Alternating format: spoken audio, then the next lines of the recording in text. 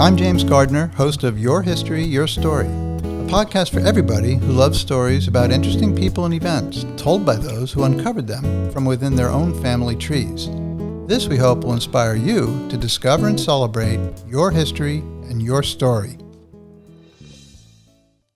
On Friday, November 22nd, 1963, 19-year-old Buell Wesley Frazier drove to his job at the Texas School Book Depository in Dallas, Texas. Sitting next to him in his car that morning was his coworker and occasional passenger, Lee Harvey Oswald. Little did Buell know that later that day, his life would be permanently impacted by one of the most tragic events in American history, the assassination of President John F. Kennedy. In this episode of Your History, Your Story, we have the privilege of speaking with Buell Wesley Frazier, author of the book Steering Truth, My Eternal Connection to JFK and Lee Harvey Oswald. Buell will talk about what it was like to train and work alongside Lee Harvey Oswald at the book depository, and will recollect his experiences on that fateful day in Dallas more than 60 years ago. I'd now like to welcome Buell Wesley Frazier to our show. Welcome, Buell. Well, good morning to you, sir. You know, Buell, I know we spoke a couple weeks ago, and I might have mentioned to you that I was 5.5 years old on November 22nd, 1963. And what happened in Dallas, Texas that day with the assassination of President Kennedy is really my very first memory of anything outside the four walls of my house, basically.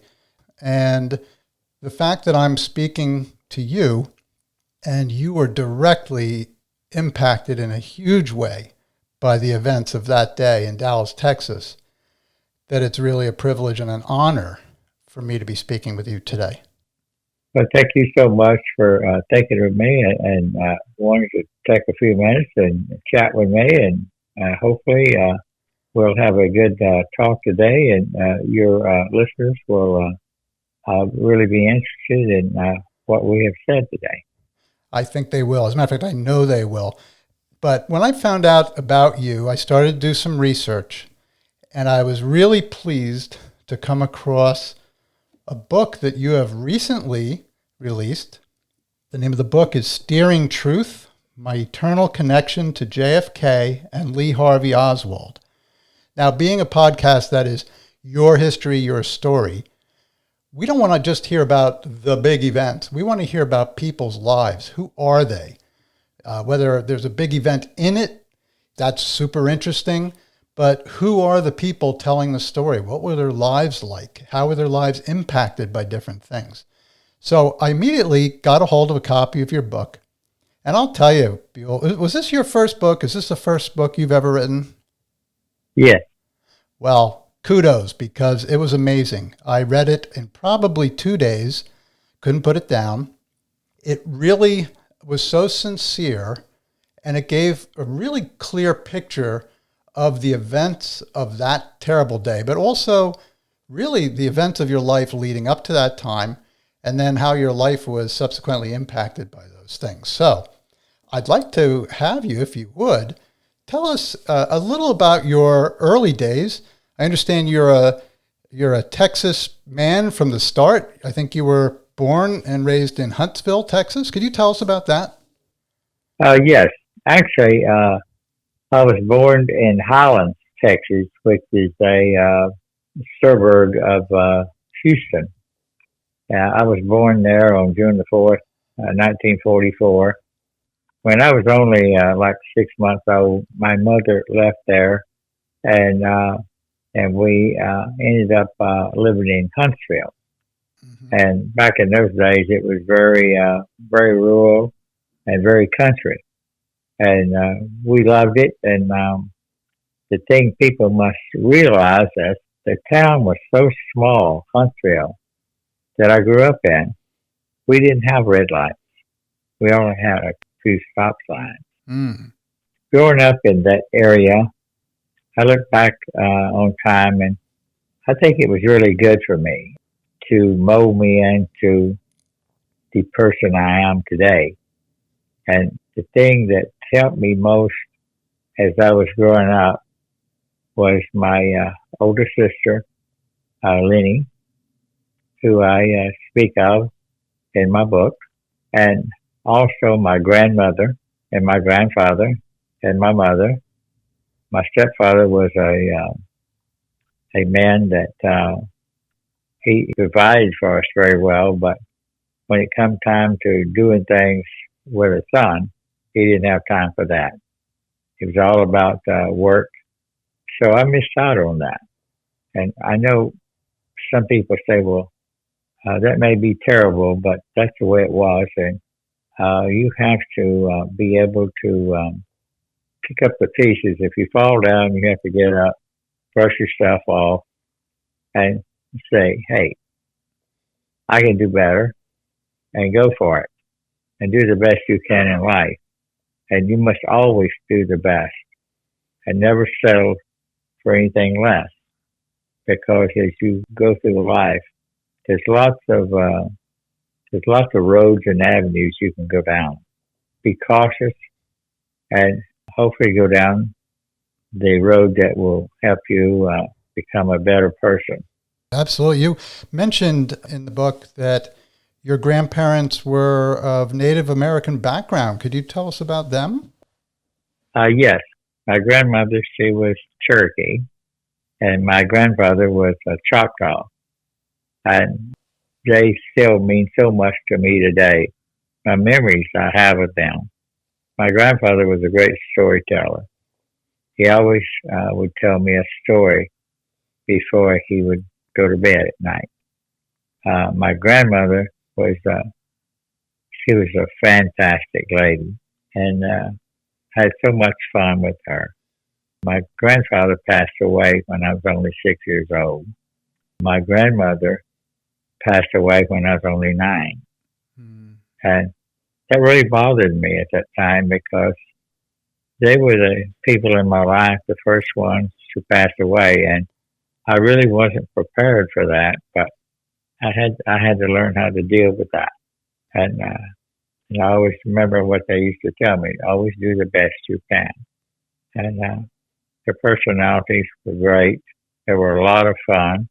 Both my grandfather and my grandmother was very mischievous, and thankfully, I think they passed that on to me. Yes. And when you talk about your grandfather being a storyteller, I think you inherited that because the way that you wrote your book was like a story. It was just so easy to follow and get engaged with. So apparently he passed some of that DNA down to you, Buell. Well, that was a very important time in my life, living with them, because my grandmother and my grandfather, which I didn't say earlier, they ended up coming to live with my mother and my stepfather and my 2 sisters, Lenny and Dorothy. And I guess we were, in a way, a modern day at that time, a modern day version of a show that has been seen many times on TV called The Waltons. Because when we was growing up, there was so many things you couldn't go and just purchase, because it wasn't because you didn't have the fun. It just wasn't available. And I remember all the cars were black. There were no cars of color. But I remember, I think the first time cars began to show up with different colors than black was, I think, was the late 50s, 57 to 59 in that area. But the time that I grew up in that small rural town in East Texas, it was very special to me. And I hope I never forget that.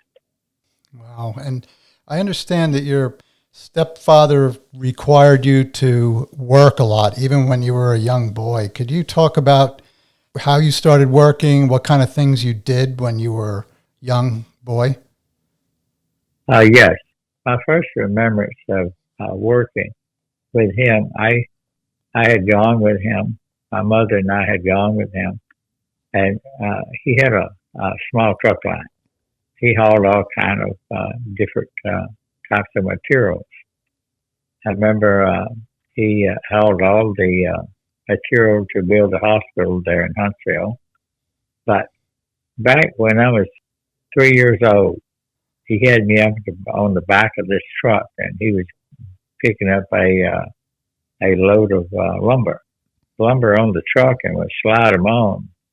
I had to stand there to make sure they didn't fall over till they got enough weight on the truck, or they wouldn't. So my first remembrance of having to work was at 3. As I grew older, we had animals and chickens and all like that. And that my job was, as I got older, to take care of the animals. But the time I was 10 years old, he would find a lot of odd jobs for me, all kind of things for me to do. And of course, when the people would pay him, I never received a penny. I know my mother used to have to beg him for a quarter, 25 cents. 25 cents, you could go to the movie, buy your ticket, you could get a bag of popcorn, you could get a drink and a candy bar all for a quarter. Not bad. Now, times have really changed. But as I grew older, when I was 10 years old and older, he had me mowing yards and things like that. And the time I got to high school, I would go to high school, and after a certain time of the day, I would leave school and I'd walk home. And of course, there was nothing ready to eat because I had to be to work at 5 o'clock. This was in my high school years. And I would work to 12:30 in the morning. Oh, boy. Well, the place where I worked was a place called Mr. Hamburger. Well, you had to work 8 hours in order to get a sandwich and a drink. Well, I didn't work 8 hours, so there was no food or drink. So working around the food and all like that was very hard for me because as a young boy growing up, you're always hungry. But I did that through my high school years. I made 40 cents an hour. And on the weekends, I used to work from 10 in the morning to 12:30 the following morning. So it was long days. And the thing that some of my people I attended high school with found out later that, and they didn't have any idea what was going on with me because I wasn't a child that talked a lot about what was going on with me. I just tried to do the best I could. Well, the sad thing about that, what they didn't know, I had to pay room and board. It's $20 a week. If we didn't have $20 on Saturday, then your butt could be on the curb. So, as I was telling one of my classmates that I still talk to occasionally, I told him, I said, while you were going to high school, get an education and being able to be involved in extracurricular activities with the school, I said I was getting a doctor's degree in economics. Yeah. You certainly were, Bill. Certainly. Wow. And, $20 he charged you. $20 a week, but you were making like 40 cents an hour at your job? So you see, I had to work a lot of hours to make my $20. If I could do something on the side and pick up $1 here or there, I did. Because I was always worried. And the thing is, back then, you could get a meal in the cafeteria for 35 cents. Well, here's the thing. If I had money, I could eat lunch. If I didn't have money, guess what? You do without. Suck it up and move on. I think about some of those days because, like I said, I knew I had to have $20 by Saturday morning. So I did whatever I had to make sure I had that. I didn't talk to anybody about that because I couldn't talk to anyone at school. You have counselors and things like that, but you can't go in and talk to a counselor about that because the first thing they're going to do is let the principal know, and then they're going to call the sheriff or police department. Well, my stepfather was really good friends with people at the sheriff's department. And I knew that if I said anything, all you're going to get is a butt beaten out of that. So you just learn to keep your mouth shut and move on. Do as best you can.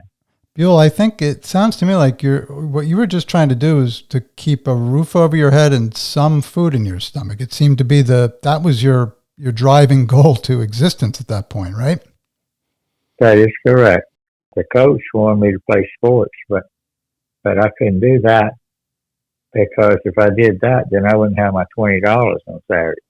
And so I gave up a lot of things to just try to survive.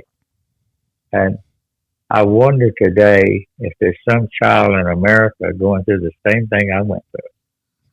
And if I do, my word to them is don't give up.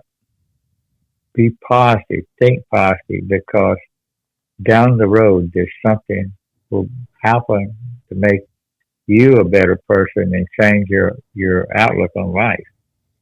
But you have to hang in there and get through sometimes terrible times. For sure. Now, Buell, so you're working really constantly and trying to go to school, but you are building this strong work ethic, and at the same time, you're giving everything pretty much to get the roof over your head.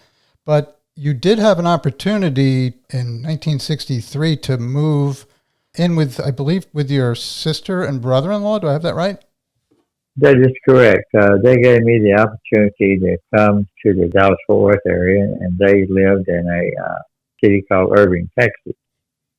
And they offered me a chance to come and live with them while I was seeking employment. And I took that because my sister knew what a rough time I was having. And she went through a very similar thing. So she understood what I was going through, and she and her husband, and they offered me a chance for something better. And I jumped on it and I took it. And I ended up living there with them in their home with their three daughters.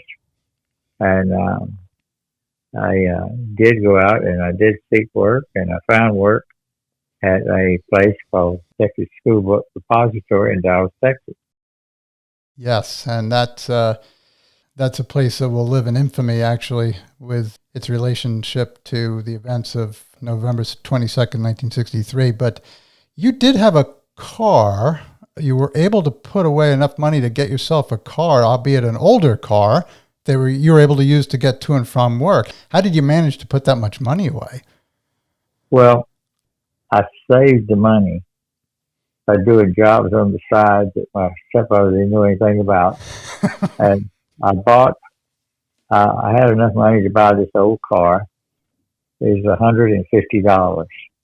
But the catch was that since I was a minor, I had to have a adult sign saying it's okay for me to buy this car.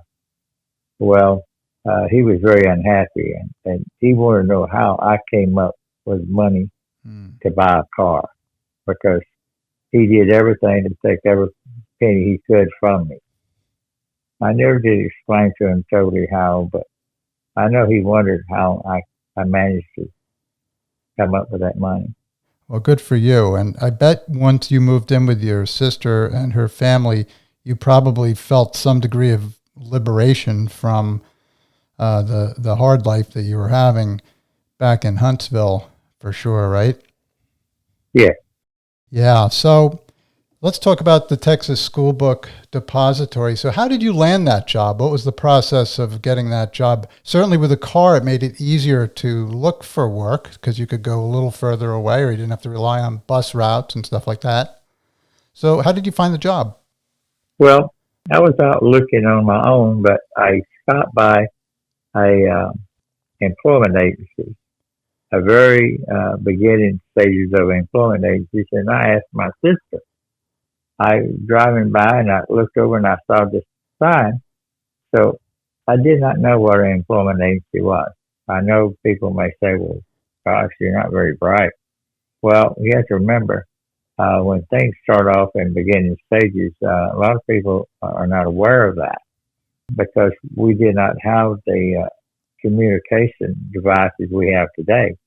So I asked her, and so she told me. She said, "Well, she said that's where they help you find employment." And so I went by there one morning. And I filled out a form, and I gave it to the lady, and she said, "Well, let's see what we can do for you." Well, I didn't stop. I continued looking for work because I knew how important that was. Because my goal was to find employment, live with my sister and brother-in-law and their family there, and save my money, and be able to get me an apartment on my own.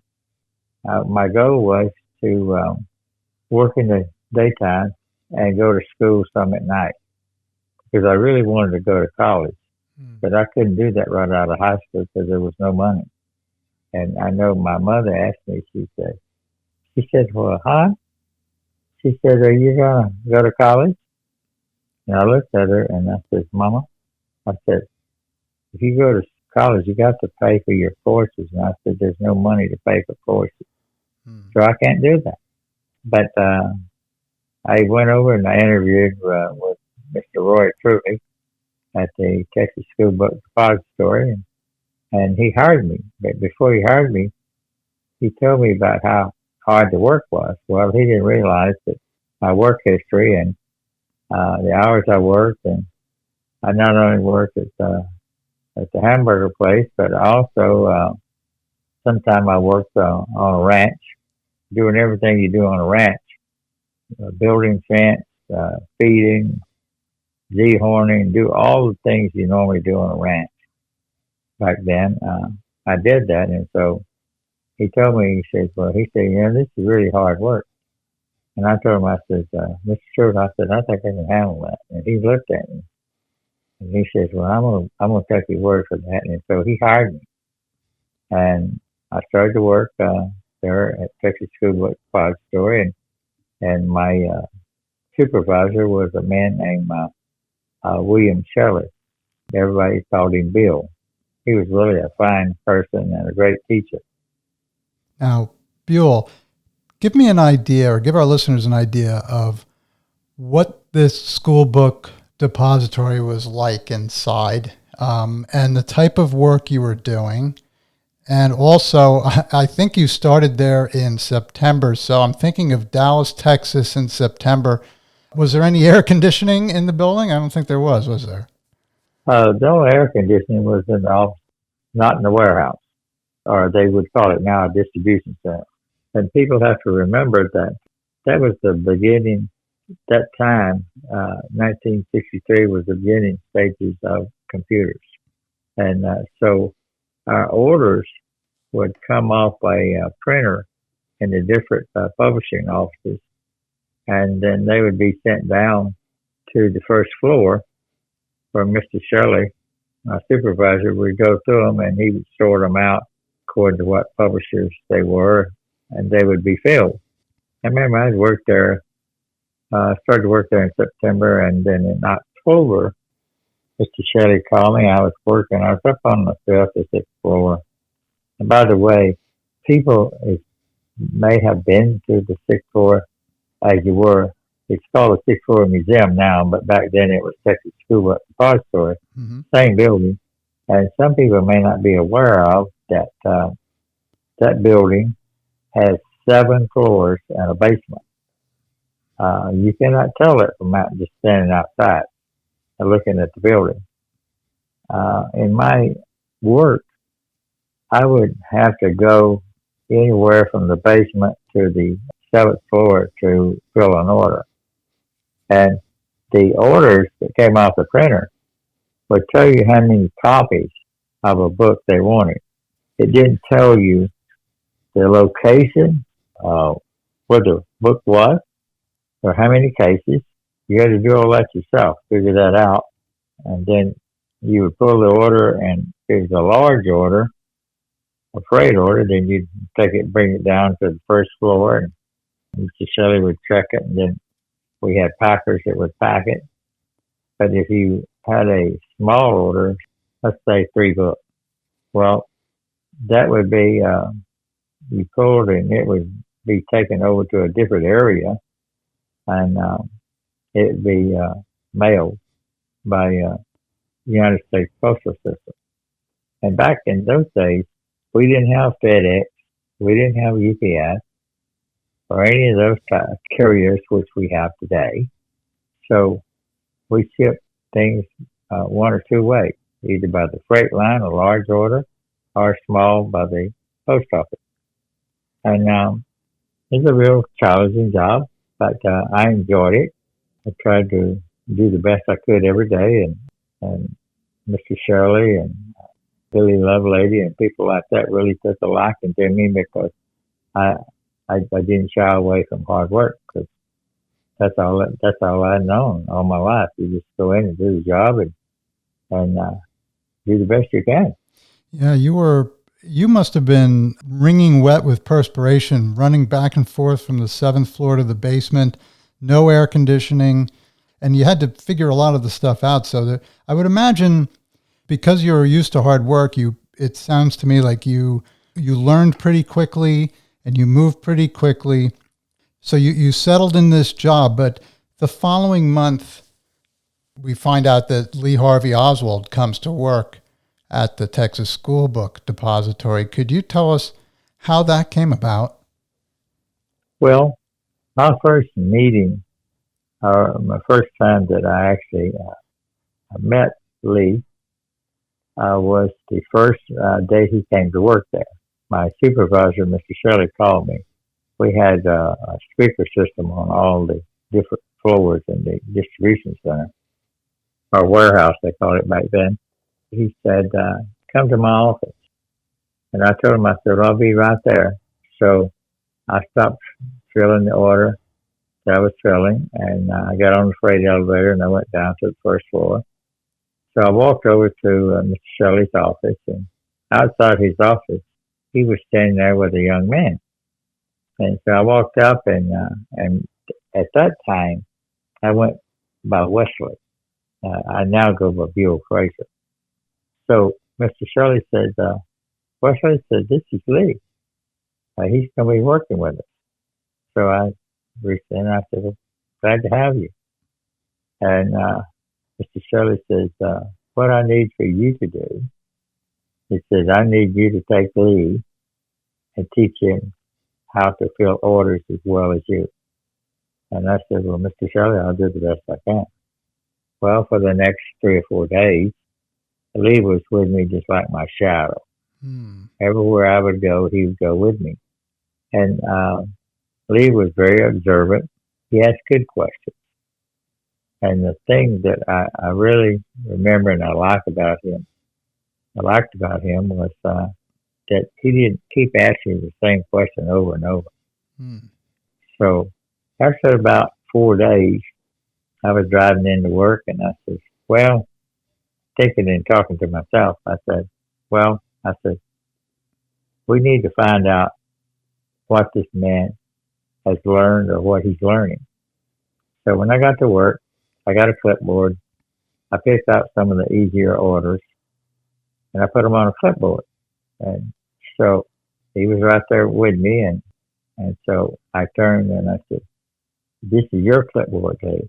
I said, you've been going with me now for 4 days. I said, let's see how well you can fill these orders. And I said, if you have any questions, I said, find me or stop me. And I said, I'll sit down, I'll go over the order with you and explain it. And hopefully you'll understand everything and go on from there. The thing I liked about him is that he never, he didn't say no. He took the clipboard and he knew the routine that we did there. And he went off and started filling the orders. He was always on time. He wasn't a slacker. Mm-hmm. I know people have read a lot of articles and things said that he wasn't very well educated. Well, here, my answer to that is you can get education more than one way. Mm-hmm. Some people go to college, but some are self-taught. and they learn a lot. They teach themselves a lot. And that's great. Both ways are great. There's nothing wrong with either one of them. Right. He was a good worker. I really admired that about him. So he was a quick study, because I know you were probably so busy getting your own stuff done that you didn't need somebody asking you 1,000 questions and stopping you every few minutes, because you had your own work to get done while you were training him. So that must have come to quite as a relief to you that he was able to take initiative and learn quickly. So I understand you got into an arrangement with, I think once a week, you were bringing Lee home from the book depository. Could you tell us about that? Okay, well, the agreement that we had was that Lee would ride home with me on Friday afternoon out to Irving, because Lee's wife, Marina, was living 4 houses down from me there in Irving. So he would ride out with me on Friday afternoon, and then he'd ride back to Dallas with me on Monday morning. Now, Tuesday through Thursday, Lee stayed at a rooming house over in Dallas on Becker Street. Well, I didn't know about this until much later, because I had never gone over to the rooming house where Lee had a room.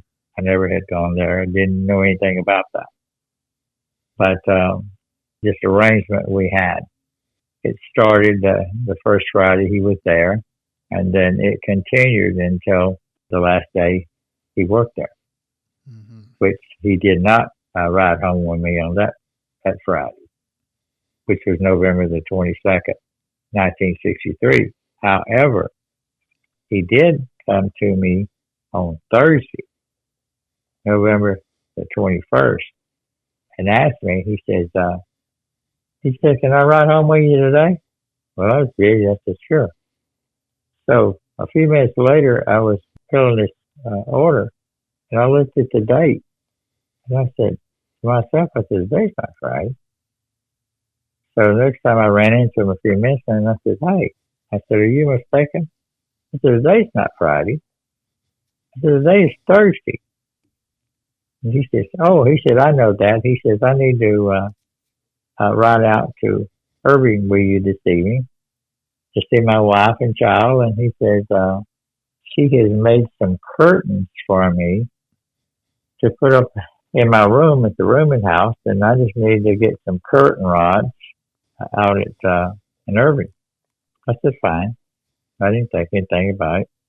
So he rides out with me on Thursday afternoon, and on Friday morning, November the 22nd, he did something he'd never done before. The days that I would pick him up from Miss Payne's house and we'd drive to Dallas, one or two things. He'd be walking down the sidewalk towards where I live with my sister and her family, or I would pull up out in front of the Payne's house and blow on the horn lightly, and he'd come out and get in, and we'd go on to work. Well, this day, November the 22nd, 1963, he walks down the street to where my sister lived, and he crosses the street. My sister's looking out the window. She sees him, and he has a package. So he takes and puts the package in the back seat of my car on the passenger side. And by the way, back in those days, Texas and the country and the world was so different. You didn't have to lock your cars. You didn't have to lock your doors. Mm-hmm. But he put the package in the back seat of the car, and he comes around, and he looks in the window, one of the windows there in the house, and my mother was there at the breakfast table with my three nieces and myself, and she looks up and sees this man looking in the window. It scares her. She's terrified. She says, who's that man looking in the window? Well, we had several windows, and so I said, where? And so she told me, and I looked, and there he was looking in the window. So I get up from the breakfast table, and go to the back door that opened out onto a double carport. And so I said, so there he is. And so I said, would you like to come in and have a cup of coffee? I said, I'm just about through with my breakfast. He says, no. He says, I'll just wait for you out here. Well, I went back to finish eating my breakfast, and I went to the bathroom and brushed my teeth. And when I come back to the den there, the kitchen area, my sister had finished fixing my lunch. I carried my lunch to work there every day, except maybe 2 days the whole time I was there. Well, we walked to the car, and as I was getting in the car, I sat down and I glanced over my shoulder and I saw a package on the back seat. So I said to Lee, I said, what's in the package? He said, don't you remember? We talked about that yesterday. I was going to bring curtain rods where I could hang the curtains in my room at the rooming house. I said, that's right. You told me that. Nothing else was said about the package. We started off to work, and we was about 2 blocks from the house, and I looked over and I said, hey, where's your lunch? Because he always carried a lunch with you when he rode with me back to Dallas. He says, I'm just going to buy my lunch today. And I said, well, that's fine. But I said, if you left your lunch, I said, we're not that far. We'll just swing around. You can run in and pick up your lunch. He said, no, that's not necessary. So we drove on to work. The weather that day was kind of unusual. It was a misting rain, a real fine mist. And the car that I had back then did not have intermittent wipers on it, so you had to turn them on and off. So we just listened to the radio, and Lee wasn't a big talker. Mm. Now, the thing is, he would do, if you asked him a question, he would answer you. But as far as just initiating a conversation, walk up and initiate a conversation, that he did not do. He just was very businesslike and just stayed there, doing what he was supposed to be doing, filling orders. So we get to the parking lot where I parked my car. And by the way, for people, most of the people worked there at Texas School Book Depository. The way they would arrive at work is through the local bus system that we had at that time in Dallas. Very few people had a vehicle.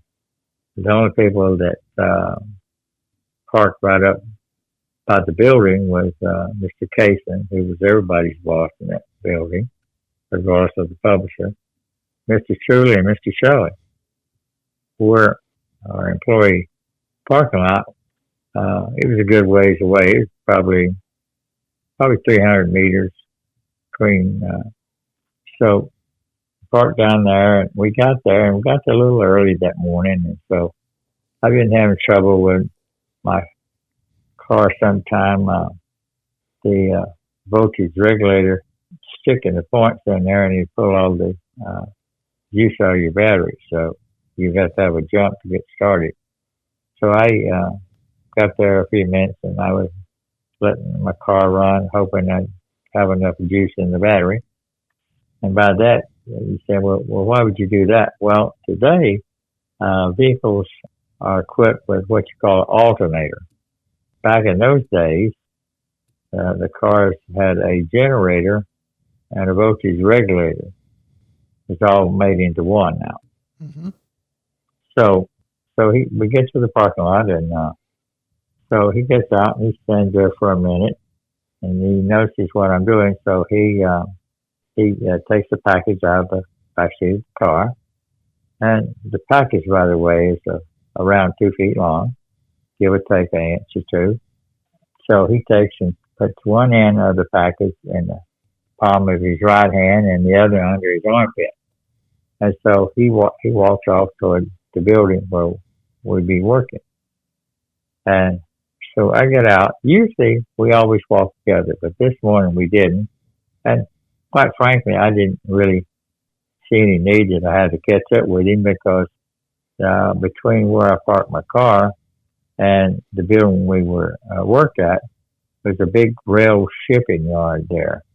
and you had trains and putting cars together and so forth. So I've always was very interested in watching the trains as a little boy. So I found it really interesting to watch how he's doing that as I walked along.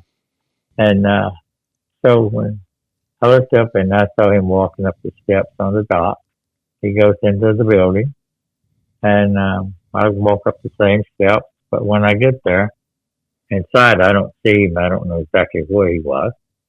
And because I didn't feel any interest that I had to know. All I knew is that he was there at work. He was there somewhere.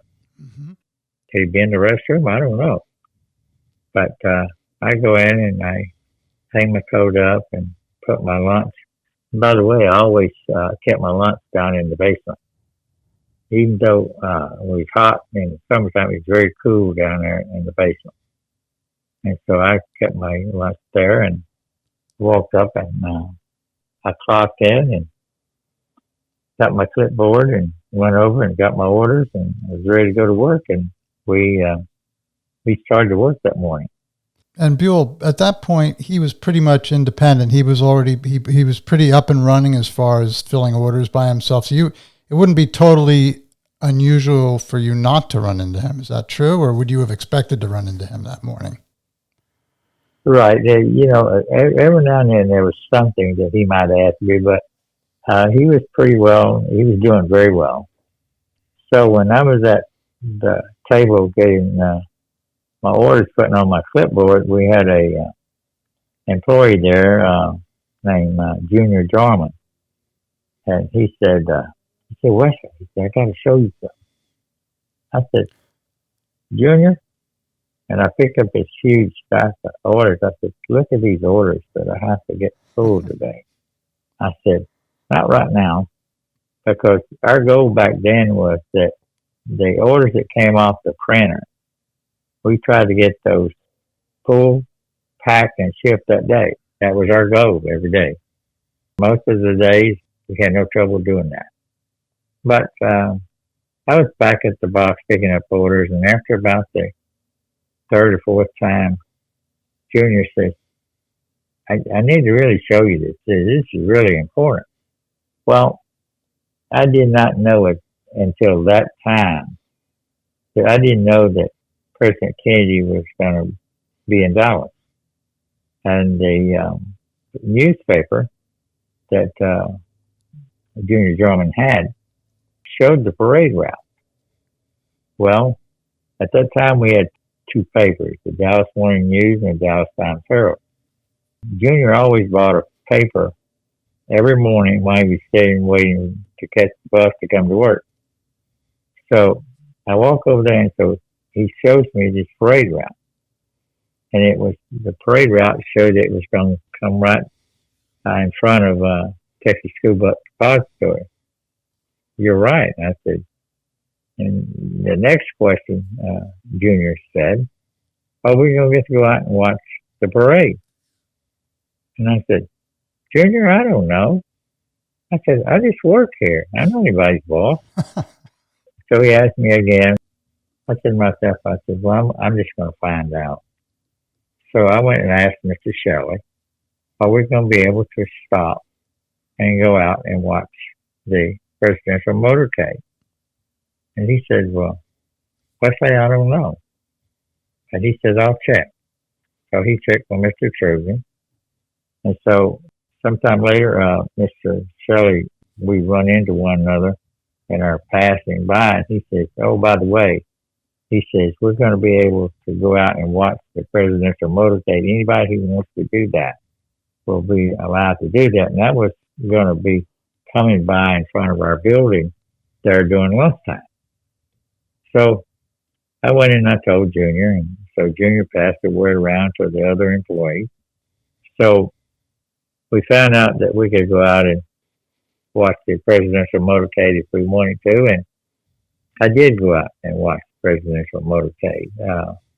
Matter of fact, I was standing on the top step of the entrance to the front of the building, and I remember when the presidential motorcade turned off of Main Street onto Houston Street, It was being led by a group of motorcycle policemen, and they were cutting their motorcycles on and off, different ones at different times, making them backfire.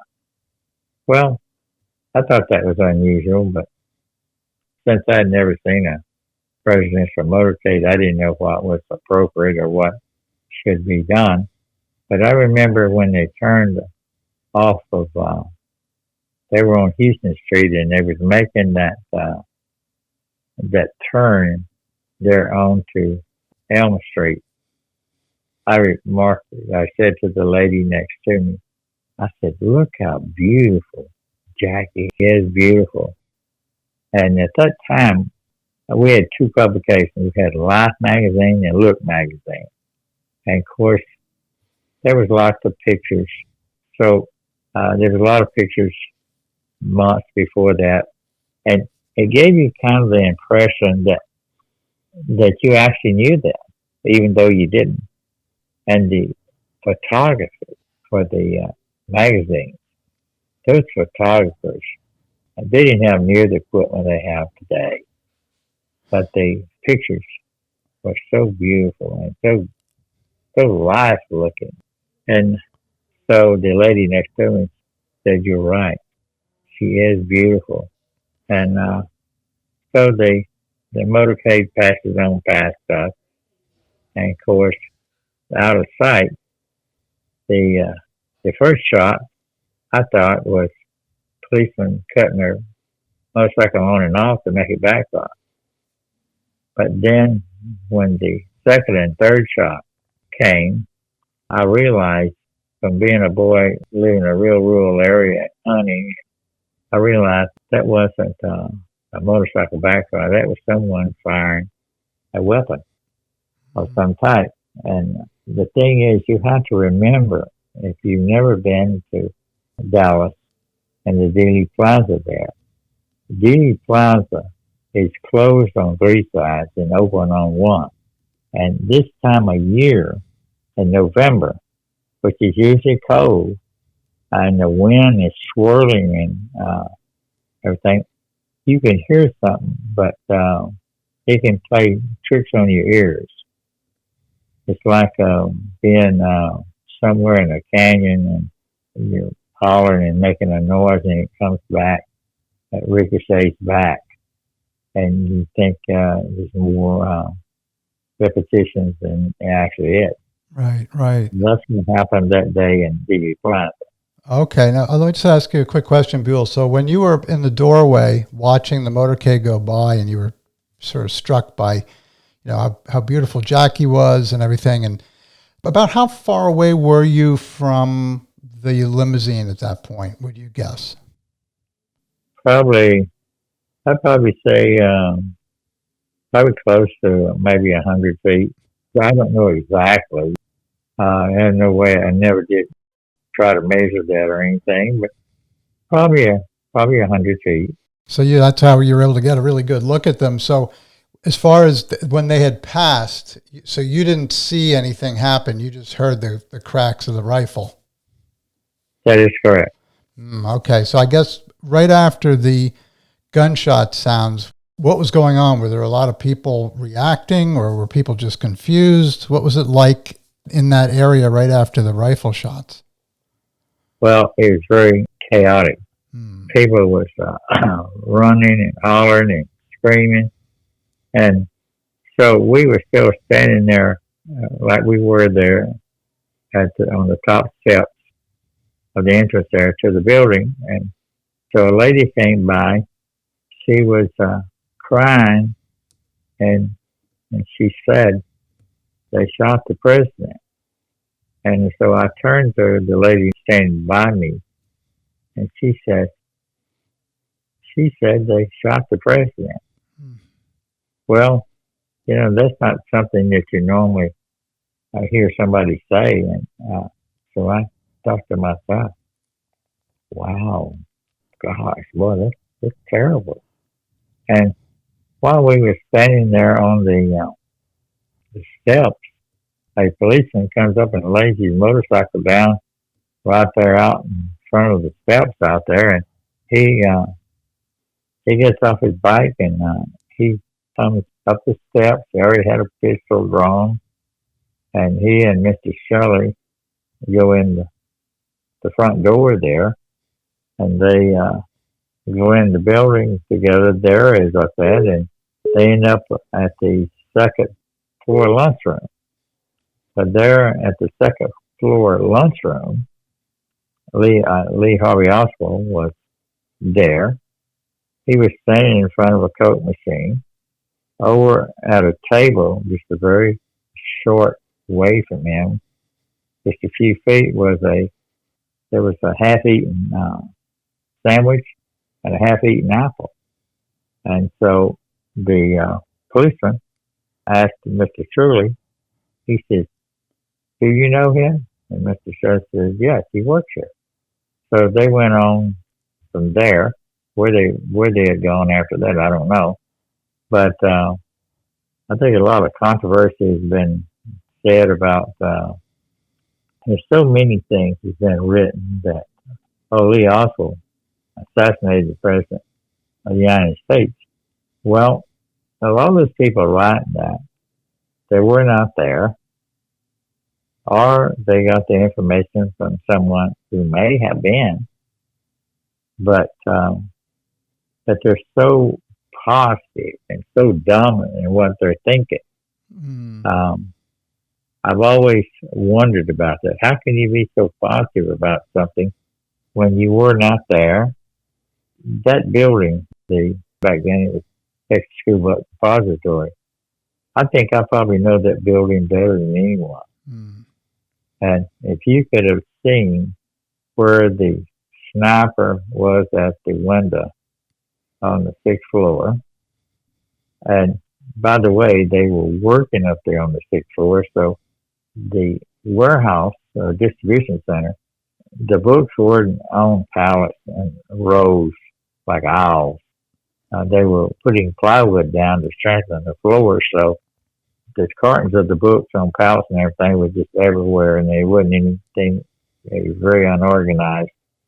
And to see that the sniper would leave the sixth floor window there and go across the floor there and hide the rifle very well amongst cartons of books and go down 4 flights of stairs and have eaten a half of a sandwich and half of apple in a minute and 40 seconds.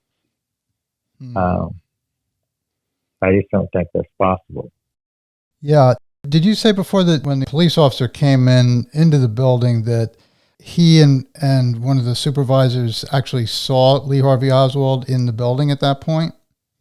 Mr. Truly and the motorcycle policeman, they encountered Lee Oswald there in the second floor lunchroom.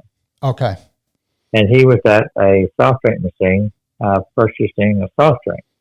Now, I have been told by Mr. Shelley and that Lee often would eat his lunch up in the second floor lunchroom. And Mr. Shelley used to tell me, he said, "You need to go up and start eating lunch up there." And I looked at him and I said, "Well, I want to do that." And I said, because usually I would eat my lunch down in the basement and I'd be looking or reading a book or something while I ate my lunch. It was just a quiet time for me. And he said, "Well, there's some awful good-looking girls up there in the lunchroom." I said, "Well, thank you, Mr. Shelley." But my goal at that time was I was just trying to survive. I was trying to establish myself there as a good worker, be able to go to college at night, school at night, and get an education. Yeah, you were busy, you were working hard.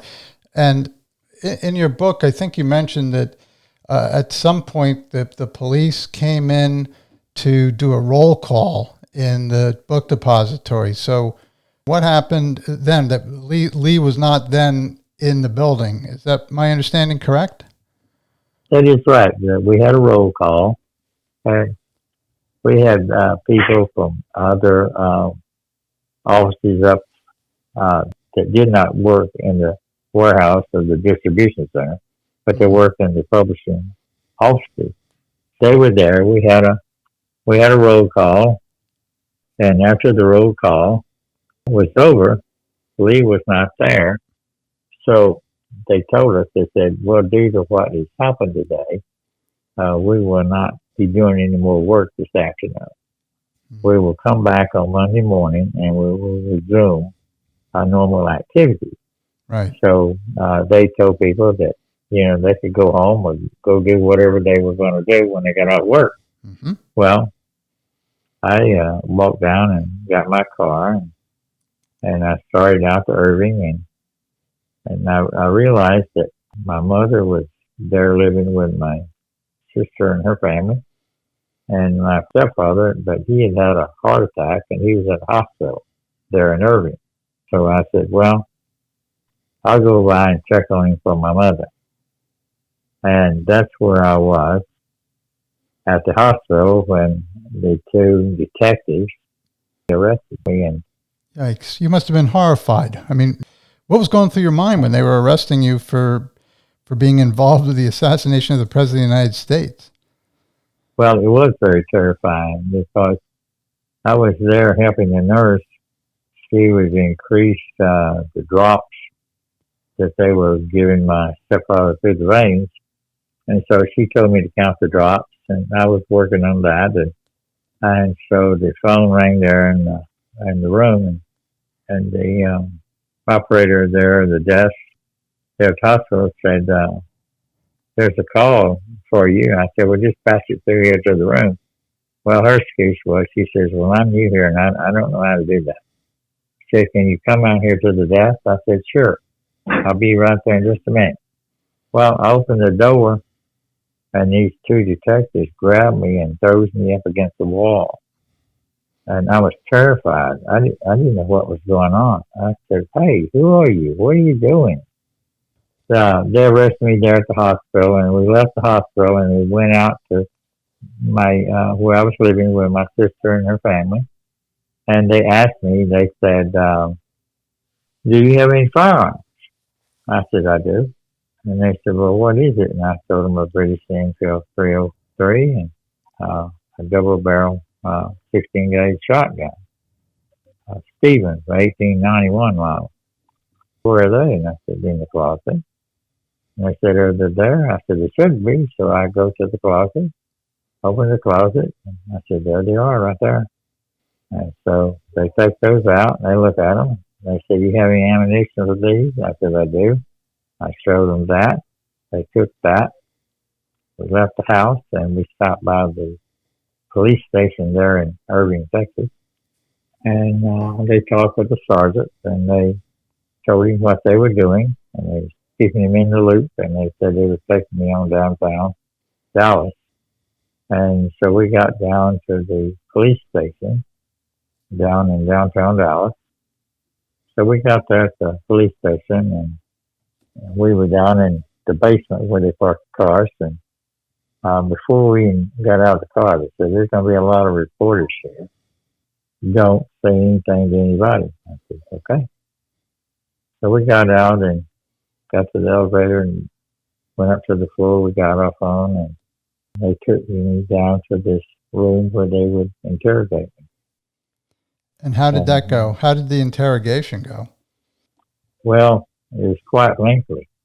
We got there to the police station there Friday afternoon, and the two detectives, Detective Rose and Detective Stovall, they questioned me for a long, long time.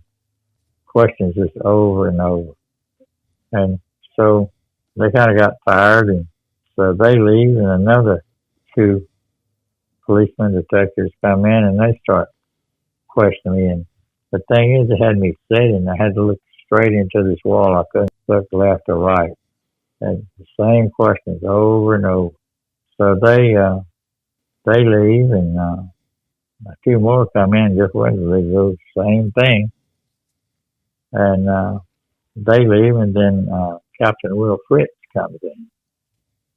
But before he comes in, Detective Rose and Detective Stovall tried to tell Captain Fritz, who was head of the homicide department, that I didn't know anything. I told him everything I knew. Well, he didn't believe that. He comes in with a typed statement, a confession, saying that I knew about the assassination of John F. Kennedy and I was part of it. Well, he throws it down in front of me and gives me a pencil to sign it. Well, I pick up the pen and I start to read.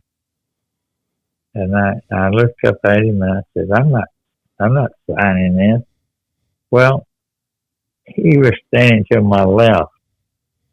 He drew his right hand back and he was going to hit and strike me. Well, I come up with my left arm to block his blow and keep him from hitting me. And I looked at him. I said, over here, pointing to the door. I said, there's some policemen out there, but I said, before they get in there, you and I are going to have a hell of a fight. And I said, I'm going to get some good licks in on you. He snatches up the paper and the pen and stomps out, and I've never seen him to this day. Wow. So Buell, did they let you go at that point? Did they let you go home? Because now you're talking, it's late in the day, and you must be totally exhausted at this point, mentally and physically. When did they actually let you go? And also, did you know that Lee Harvey Oswald had been apprehended at this point? No. They had arrested him. They had him down the other end of the hall I was on, doing the same thing to him.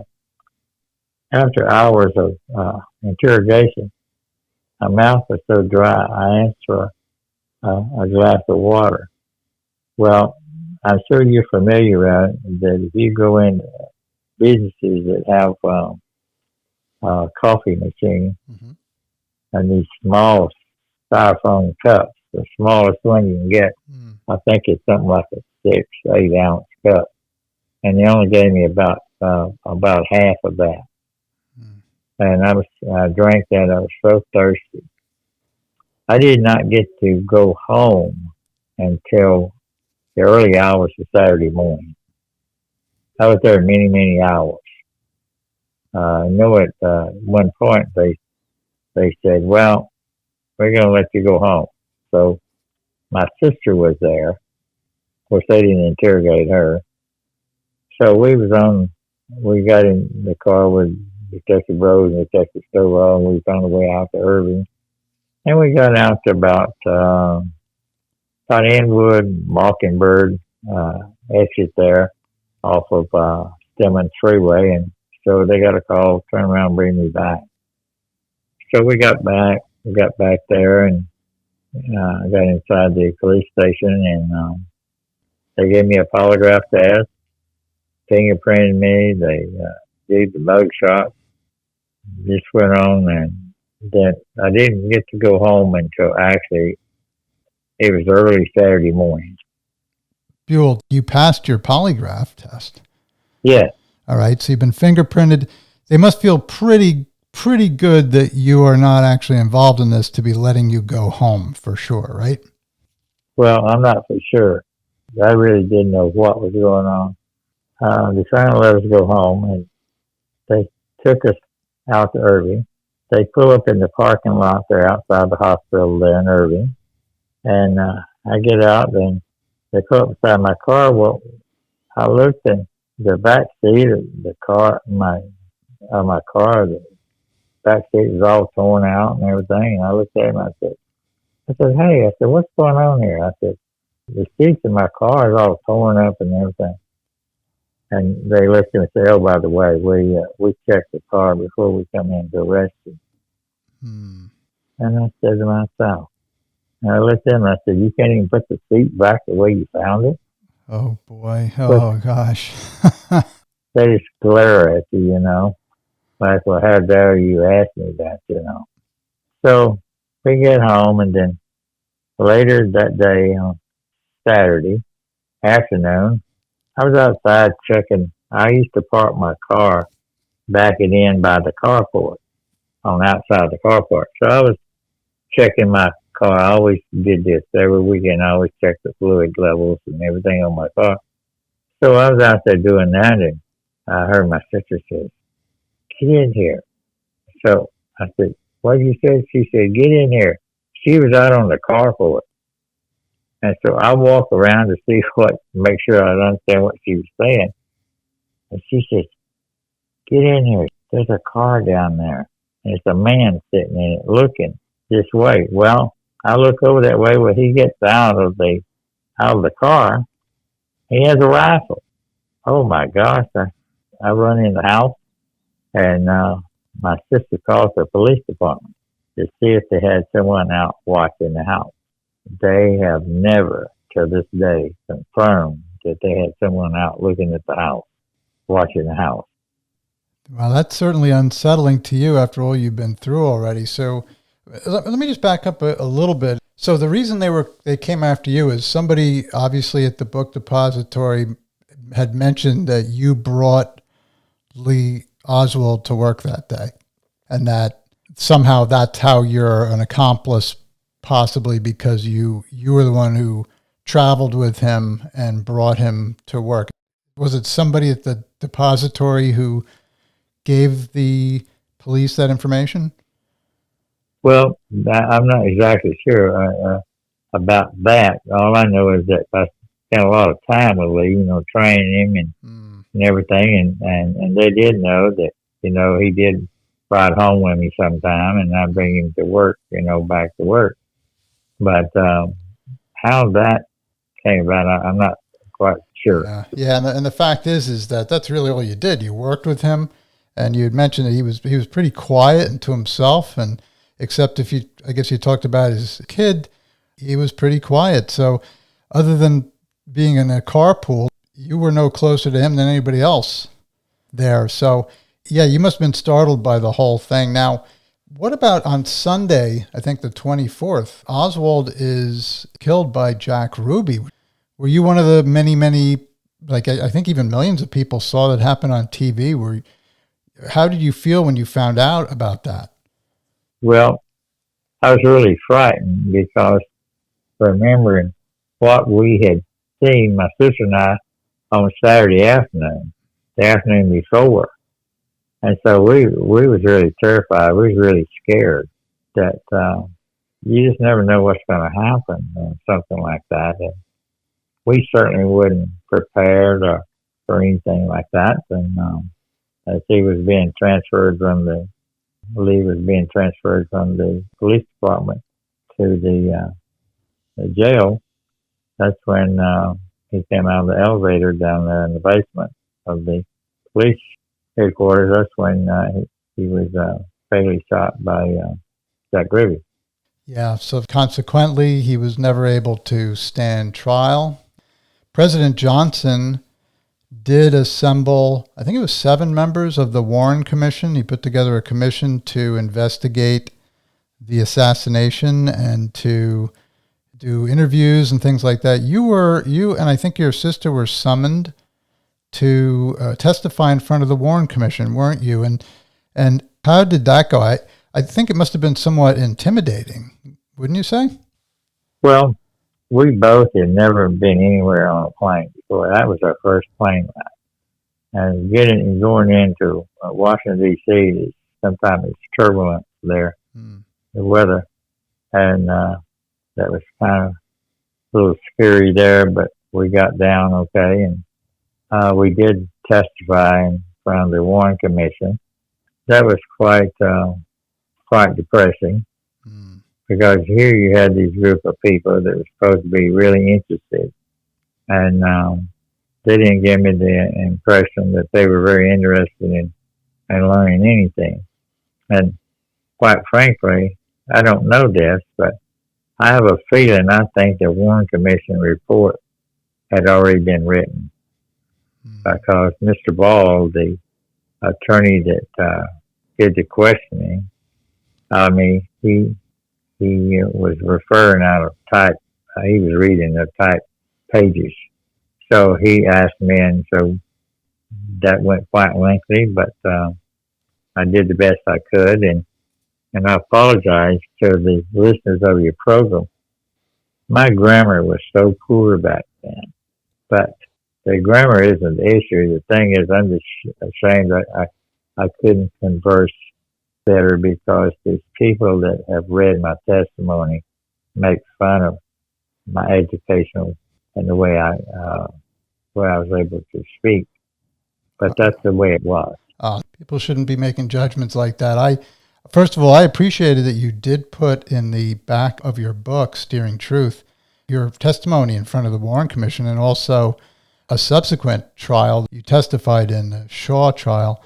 But, people can, when they get your book, they can review your testimony, but they were pretty much trying to go through, what you did that day and everything about the curtain rod. So I think in their conclusion is that somehow you were mistaken in the size or the length of the package, that actually it did contain the rifle that Oswald had smuggled into the depository building.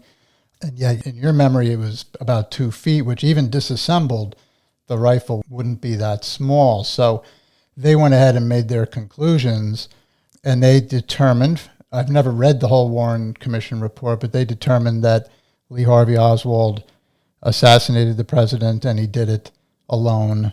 So that must have been quite an experience. You did mention that Gerald Ford was very kind to you. He seemed like he was very attentive and even wanted to make sure you got lunch one day, right? That is correct. When I got through testifying that morning, they decided it's time to go to lunch. So they get up from their chairs around a long table. They just head out the door and go wherever they're going. Well, my sister and I, we didn't know anything about Washington, D.C. We never been there. We didn't have any idea where to go or what to do. So Gerald Ford came back and he asked, and we told him, we said, we don't know where to go for lunch or what. So he said, I'll get you something. So he went and got a sandwich for me and some chips and a drink, and he got some stuff for my sister. And so we had that, and then when they came back, then my sister testified, and after she testified, we were in separate rooms. We had to make a copy of the bag that we had seen. Mm-hmm. All we had was scissors and tape. We had no yardstick or ruler or anything. And we made many, many bags. You would make a bag and they'd take it and they'd look at it, and a while later they'd come back and say, make another one. Well, the thing is, people can think whatever they like. The bag I saw in the back seat of my car was not large enough to hold a rifle. Right. And the reason I know that is that I was on a panel with Josiah Thompson, and he has a rifle, Italian Concern rifle. It's only a few serial numbers off from the one they found at the Texas School Book Depository. Mm-hmm.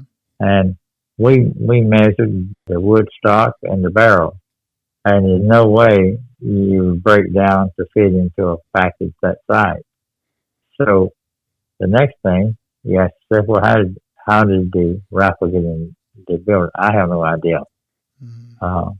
But the package on the back seat of my car did not have the rifle. Right. So many people have drawn conclusions about, did Oswald act alone? Was he involved at all? Whatever. A lot of people just weren't there, and it's so hard to really, particularly all these years later, to come up with a definitive answer on it. But the person that you knew, Lee Harvey Oswald, I know it was only a short amount of time you knew him, but what do you think? Do you think there was a possibility that he was at least one of the shooters that day? Do you think that's a possibility? I find that hard to believe because the short amount of time I spent with him, he gave me the impression that he couldn't do anything, would not do anything like that. Now, I know a lot of people would disagree with me and probably say that I'm just not thinking clearly. Well, first thing, they never worked with him, they never talked with him, and they never spent any time with him. Mm-hmm. And the thing I'd like to bring up to people is that on Friday afternoon when I used to bring him out to Irving.